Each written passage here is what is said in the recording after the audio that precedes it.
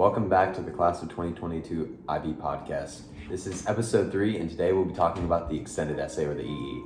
We're your hosts, Anthony, Braden, Luke, and Mason.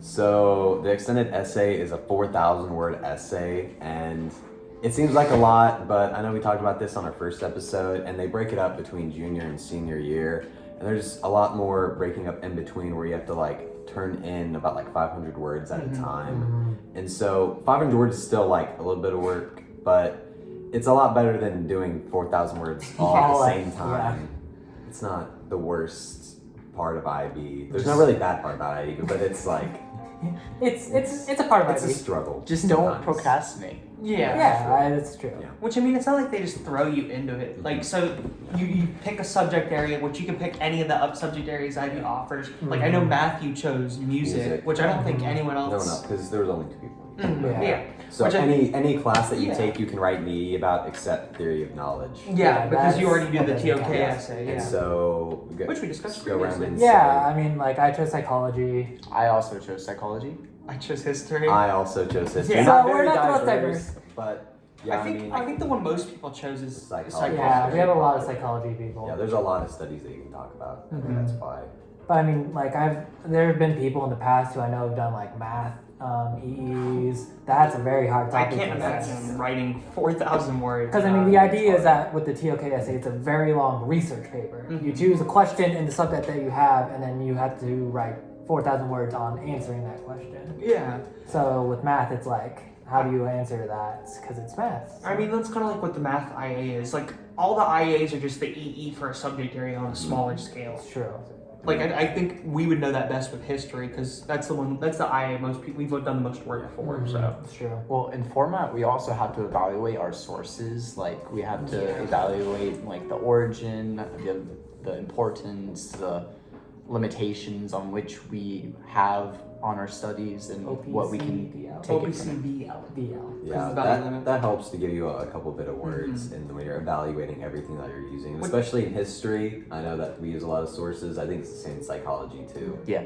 Because I think in English at first they said they only have 5 sources because you have the written text and 2 journals. But and then in psychology on the opposite side of that, they suggest that we have around 30 sources. I had 5 pages of sources on my EE. So yeah, that's a lot. If that gives it's you crazy.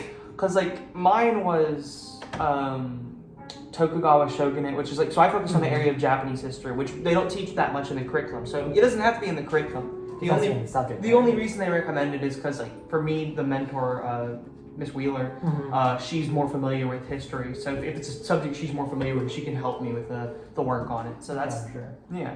On the topic of formatting, you said the abbreviation earlier. Can you elaborate on that? OPCBL. Oh yeah. So which it's not required. But it's a helpful thing. It's origin, purpose, and content. And those are the 3 factors you evaluate. And typically you evaluate values and limitations of either or each one. It's really it's up to you. It's a good way to help We learned it in history.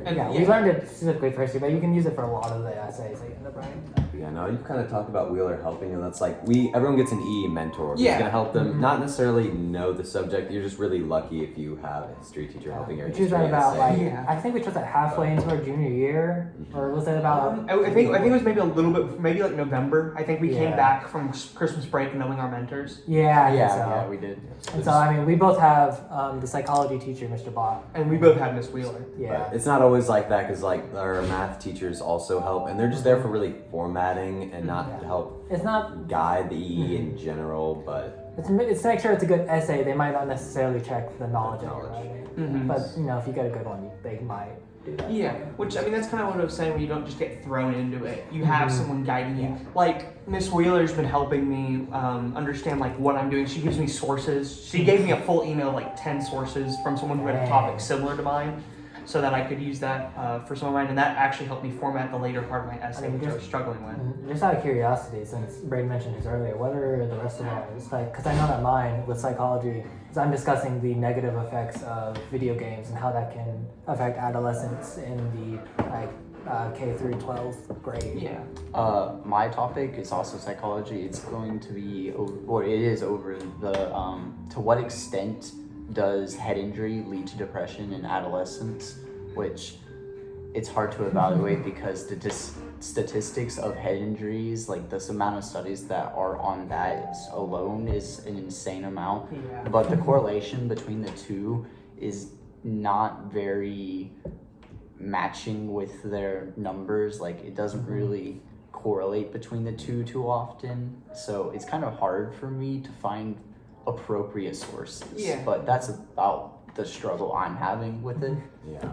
So mine is about the Spanish Civil War and the possible influence World War I had on that. Oh wow. And yeah, I mean, finding sources isn't that hard for me in history because there's a lot of authors and stuff. Yeah. But my struggle is just coming with different ideas about what to write about when I get stuck in a rut. And I mean, kind of the 500-word segments kind of really push me to get out there and try to figure out different sources and ideas and causations that I could see in history, which is a lot about history is like causations and analyzing and not giving much summary about history itself. Which I think that might be one of the hardest parts of the EE, for at least the groups that you have to have sources, is that finding the sources. Yeah. Because you can't, for the most part, you can't say a claim, kind of what you were talking about. You can't say a claim without having a source. Like, I can't say, like, the Tokugawa Shogunate clapped for this reason, because I'm not a historian. I have to have something to back me up.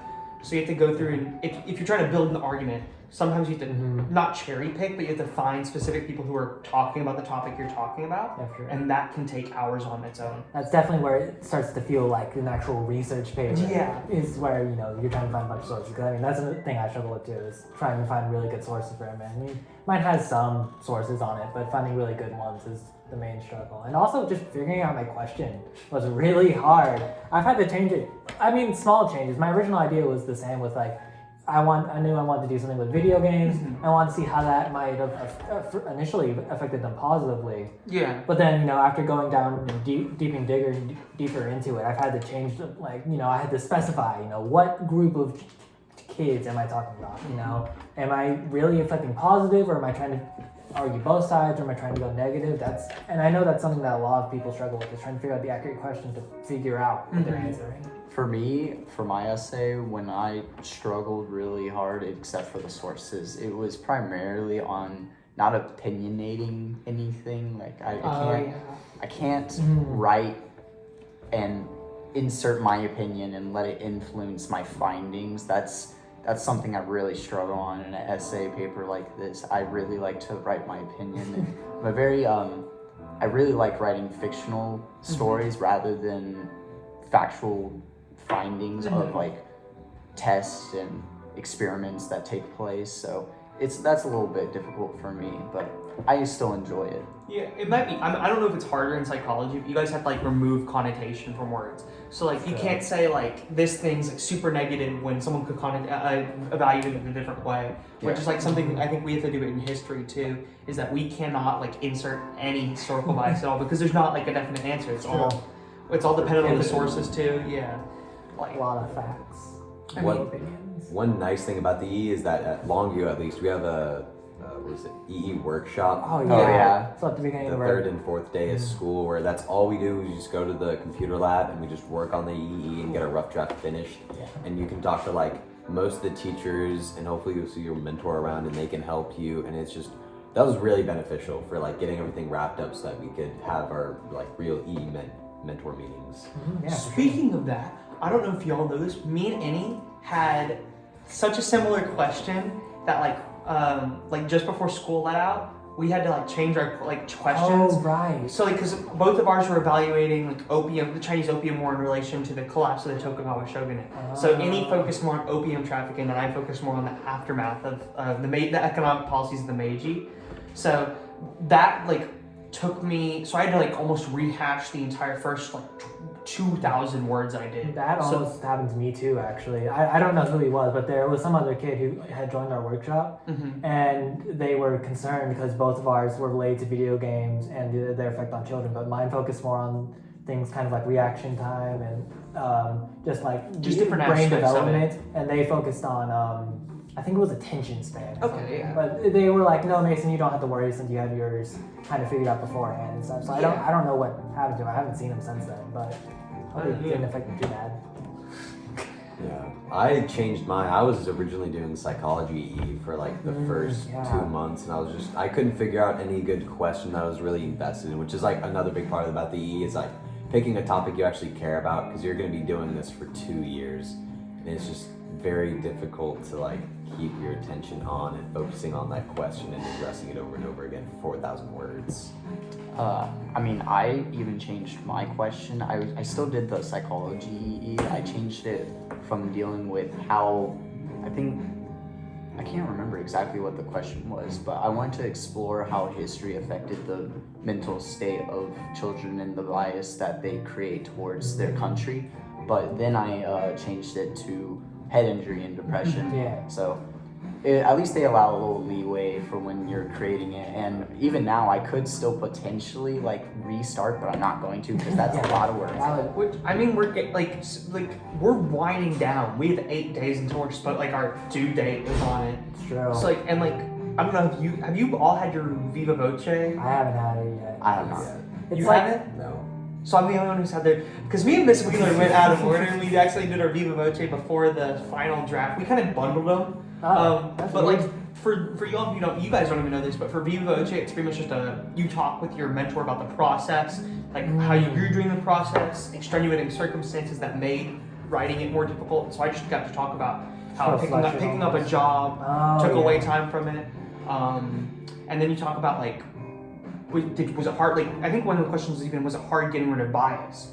So you talk about your entire process and it kind of reflects on that. So the teacher gets to talk about how you grew and talk that way about the IB, about you as a student as well as and like the character as a student. So I think you guys will have fun with the Viva Voce, but the E itself, it's long and it's hard, but I mean, IB's entire purpose is to prepare us for college. I feel very prepared. it's a really After rewarding writing process. I mean, for sure, yeah.